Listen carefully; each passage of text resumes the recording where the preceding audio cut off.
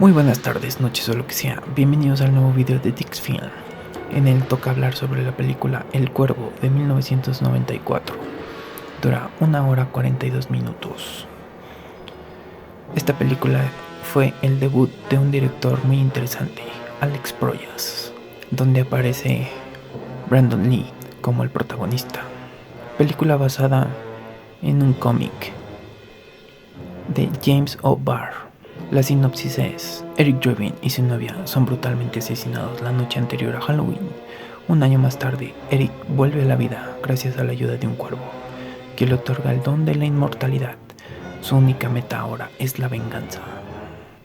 Es una ciudad podrida, un músico asesinado y un cuervo que trae a un amante desde el más allá para vengar su muerte. Esto es The Crown, la película que debería haber sido solo otra cinta de culto de los 90, pero se convirtió en una leyenda maldita donde la ficción y la tragedia se fundieron para siempre. Hoy exploraremos por qué, 30 años después, esta historia de fantasmas góticas sigue siendo tan poderosa como el día que su estrella murió filmándola. James O'Barr creó el cómic del cuervo como terapia tras la muerte de su novia en un accidente automovilístico. Cuando Brandon Lee leyó el guión, vio su propia redención. Un actor atrapado en el legado de su padre, Bruce Lee, buscando su propio camino artístico. El director, Alex Proyas, quiso hacer un cuento de hadas gótico moderno, firmando en las ruinas reales de Detroit, una ciudad que parecía tan muerta como su protagonista. Y bien, esta película realmente tiene un soundtrack genial, con canciones desde The Cure o Nine Inch Nails, entre otros. Brandon Lee no estaba actuando, estaba exorcizando sus demonios. El hijo de Bruce Lee, siempre bajo su sombra, encontró en Eric Draven su propio mito. La ironía más cruel: murió interpretando a un hombre que ya estaba muerto. Y realmente una de las escenas más extrañas de la película, que se filmó ya después de la muerte de Brandon, fue exactamente la escena del final, donde se grabó con un doble, donde tiene el peso de una despedida real. Muy bien, ahora veamos algunas curiosidades sobre la película. En el comentario en Blu-ray, Alex Proyas dice que Brandon Lee estaba inconforme con la forma en que su pintura facial se miraba, por lo que Lee y Proyas acordaron que iba a ver mejor si Lee aplicaba su propio maquillaje cada noche antes de ir a la cama, para que se viera más natural. Según James O'Barr, no le había gustado el casting de Brandon Lee como su protagonista, ya que solo había visto a Lee en Pequeño Tokio, Ataque Frontal de 1991, y temía que esto terminara como una película de Kung Fu, pero se emocionó cuando lo conoció en persona a Brandon en el set, con el maquillaje del cuervo. Aun cuando no fue realmente su culpa de la muerte de Brandon, Michael Mays dejó de actuar por un año debido al trauma que le ocasionó el accidente. Su siguiente filme fue un pequeño rol en la película de Seven de 1995, y hasta el día de su muerte en el 2016 nunca vio la película del cuervo. Originalmente su personaje Funboy no iba a disparar un arma a Brandon Lee, pero eso se cambió por último minuto por el director Alex Proyas. La dedicatoria al final de la película, que dice "para Brandon y Elisa", es debido a la muerte accidental de Brandon Lee y dedicada también a su prometida Elisa Hutton, quien apoyó a Alex Proyas para su decisión de completar la película. Alex Proyas originalmente quería filmar la película totalmente en blanco y negro, para que se pareciera más a los cómics, pero el estudio no lo quiso hacer así. La mayoría de las escenas de Brandon Lee después de su muerte son una composición digital.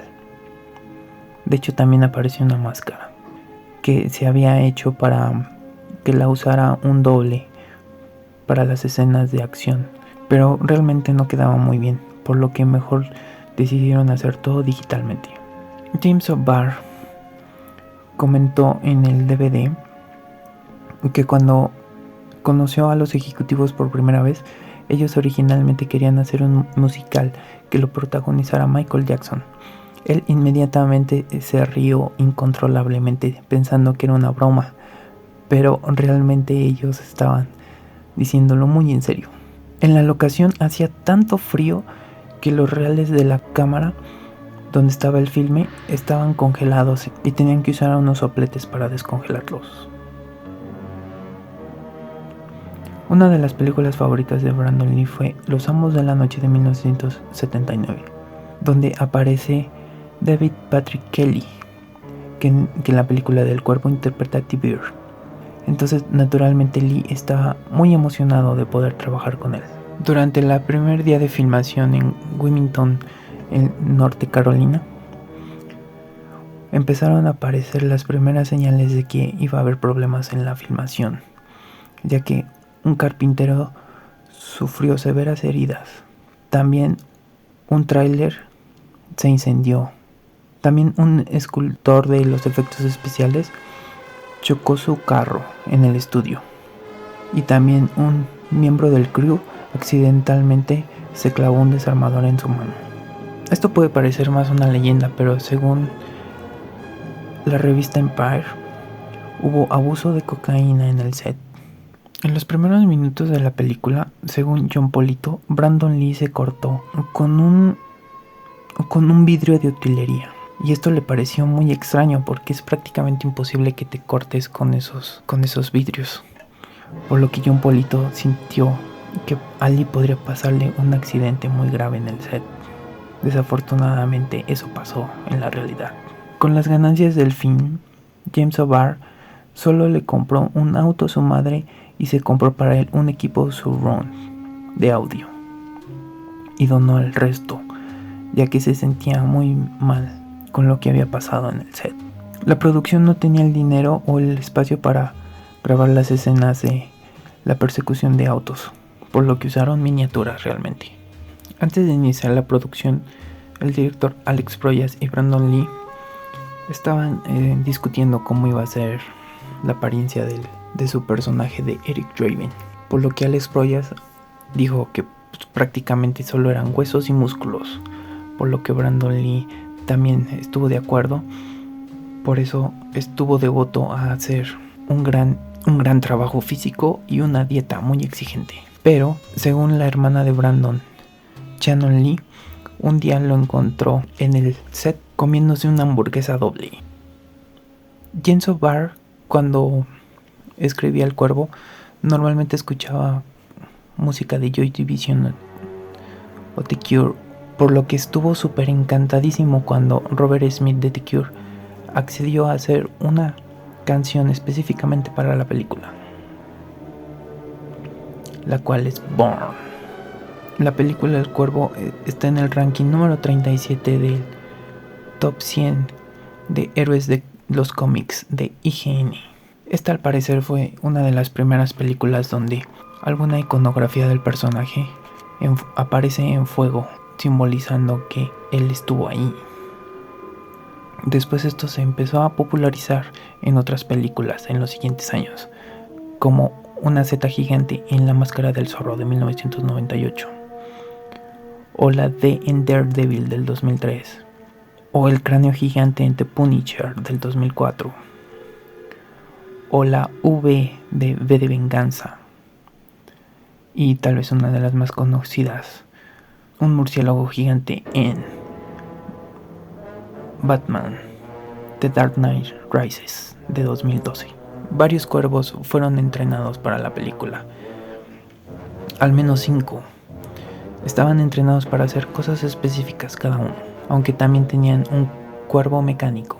Brandon Lee estaba muy entusiasmado con Alex Proyas y su idea original de grabar todo en blanco y negro, pero pues también él se decepcionó porque el estudio no quiso hacerlo. Las escenas del personaje de Brandon Lee corriendo en los techos puede ser uno de los primeros ejemplos de parkour. De hecho, también si la ves, recuerda mucho al inicio de la película de Matrix, donde Trinity corre de la misma forma. Al parecer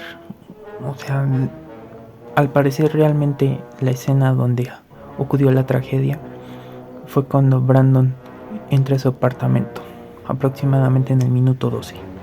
Y estas podrían ser las escenas que se hicieron después de que Brandon muriera. La primera escena donde Eric Draven entra a su departamento después de salir de su tumba.